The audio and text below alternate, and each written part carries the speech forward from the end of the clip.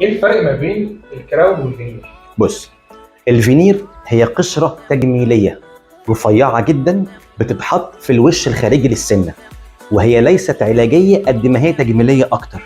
يعني هي الفينير عبارة عن قشرة رفيعة جدا مصنوعة من مادة معينة اللي هي الإيماكس، وبيكون فيها شفافية لدرجات الأسنان، بتغطي الوش الخارجي للسنة. بنحتاج نبرد لها بسيط قوي عشان نفتح مساحة من وش السنة فقط، وماليش دعوة بقية الأسنان.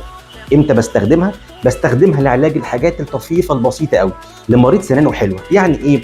يعني مثلا عنده ايه؟ في فلجة بين السنان عايز اقفلها، في تآكل في الاسنان خفيف عايز اعالجه، في سنان قصيرة عايز اطولها شوية، في كسر في الطرف السنة بسيط عايز يتعالج، في سنة راكبة فوق السنة بسيط فاحنا بنحاول نعدل الركبان ده بحيث نخليهم في سوى واحد. فاذا هو في تسبغات، عشان ما ننساش تسبغات في السنة مش بتروح مع التبييض. فالحالات اللي زي دي بنحتاج ان احنا مثلا ايه نعمل فينير عشان نغطي الشكل ده. فهي علاج تجميلي اكتر. ولكن الكراون او الطربوش او التاج بالبلدي يعني هو تغطيه، هو كفر بيغطي السنه ككل. يعني هو تلبيسه بتغطي السنه ككل. لو انا عندي مشكله شامله اسطح السنه كلها، يعني سطح السنه كله بغطيه بتركيبه تحميها لو عندي مشاكل، وهي علاجيه اكتر منها تجميليه. زي مثلا مريض عامل حشو عصب، لازم بعد حشو العصب يركب طربوش يحمي السنه من الكسر.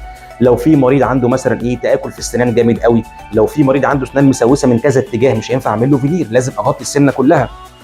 لو في مريض خلع اسنان، في الحاله زي كده انا بركب له حاجه اسمها بريدج، هو كوبري. الكوبري يعني كذا كراون في بعض بس لازقين في بعض، يعني كذا طربوش لازق في بعض، فهو اسمه الكوبري او البريدج نفسه عشان يعوض سنه مش موجوده. فطبيعي الكراون هي تلبيسه او غطا كامل بيغطي السنه ككل للعلاج. اما الفينير هي عباره عن قشره تجميليه بتغطي السطح الخارجي للسنه كناحيه تجميليه علاج حاجات طفيفه مش اكتر.